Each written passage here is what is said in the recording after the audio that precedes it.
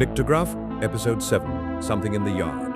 Northern Michigan, Fall 2025. 40 acres of woods, no streetlights, no neighbors, no ambient glow for miles in any direction. Just the kind of true total darkness that barely exists anymore in most of the country. That's where a retired couple has lived for years, undisturbed, until one night in September of 2005, when something was simply floating in their yard. Over the following 6 weeks, it came back. Again and again, always at night, always close, always impossible to explain. This is the story of the lights in northern Michigan. The witnesses are a 76-year-old professional artist and her 87-year-old husband, a retired Ph.D. psychologist. Not exactly the profile most people picture when they hear UFO witness. No history of reporting anything unusual before this, no interest in the subject as far as the record shows. Just two people alone on a dark, isolated property going about a normal fall. The first encounter happened on September the 1st at 11:38 at night. The wife, the primary witness throughout this case, saw a compact object made of three shifting, multicolored sections of light, changing shape while somehow staying part of one single structure. She had the presence of mind to start filming and captured a minute and 24 seconds of video before it was gone. Almost 4 weeks later, on September 28th, it came back, and this time it brought more than one light with it. Both witnesses watched a complex display, multiple lights of different shapes and colors, appearing and disappearing at eye level near the front of the house. At one point, the husband, by his own account the more skeptical of the two, felt a flash of real concern. He described a dark circular shape with three lights arranged in a V which suddenly split apart, each light shooting off in a different direction. Both of them kept filming. A section of their own yard, they said, became faintly, softly lit by whatever this was. The most detailed encounter came just a few days later, in the early hours of October 2nd. The wife spotted a bright, silent white light hovering roughly 10 feet off the ground beside their stable. She filmed it continuously for 35 minutes. She pointed a strong flashlight directly at it. It didn't react at all, and when she reviewed the footage afterward, she noticed something stranger still. The object had clearly changed position between frames, shifting somewhere else in the yard, without either of them ever consciously seeing it move. Here's where this case becomes more than just another light-in-the-sky story. It actually got investigated properly by someone with the means to do it right. As it happened, a New Fork field investigator named John Budries owned a cabin nearby. He drove out, interviewed both witnesses separately and together, walked the property himself, and reviewed every second of footage they'd captured.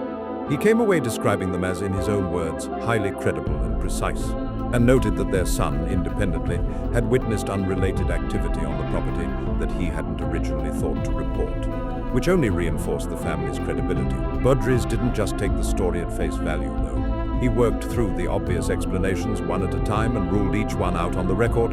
A drone was one of the first theories, but drones make noise, and everything about this case was silent.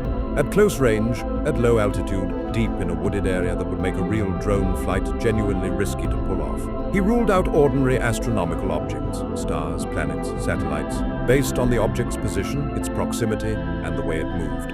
He confirmed, on site, that the property really was as isolated and dark as the witnesses described, with no stray light source nearby that could explain what they were filming. One more detail made it into Budries' final report, almost as an aside. The encounters lined up time-wise with unusual military air activity in the area near Camp Grayling, activity that, according to the investigation, was largely unlogged.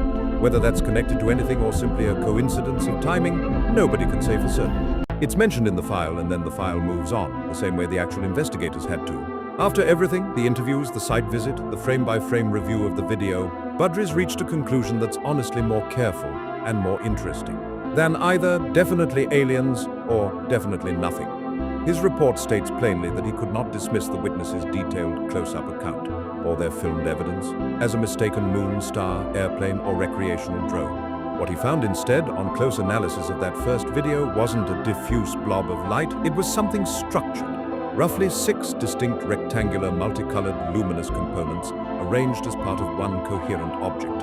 Not a smear of light in the dark, something built. His final assessment, the object was most consistent with a compact, silent, structured technological system of unknown origin. He was careful to say what that does and doesn't mean, whether it reflects covert human technology nobody's supposed to know about, or something with no human origin at all, is a question his investigation simply couldn't answer. What he could say with confidence is that this is one of the more thoroughly documented cases of a close-range anomalous object that New Fork has on file. 2 people, 40 acres, 6 weeks, and something that returned to their yard again and again, filmed, interviewed, cross-checked, and still in the end, unidentified. If you've experienced something similar, close, silent, structured, and impossible to explain, New Fork still takes public reports, and a link to file one will be in the description below.